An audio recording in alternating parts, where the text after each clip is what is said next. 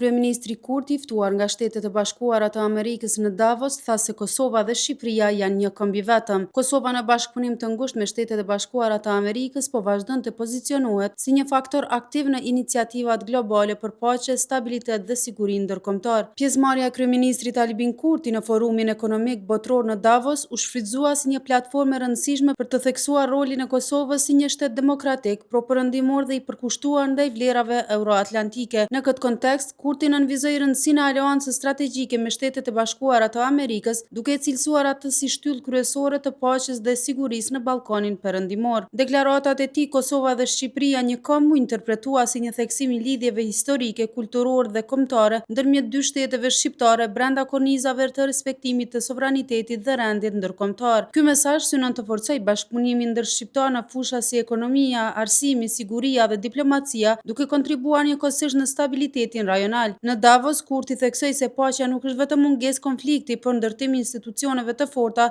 sundim i ligjit dhe zhvillim ekonomik gjithëpërfshirës. Kosova sipas tij është e gatshme të jetë pjesë e zgjidhjeve globale, duke dëshmuar se edhe vendet e vogla mund të kenë zë dhe rol të rëndësishëm në promovimin e paqes dhe bashkëpunimit ndërkombëtar.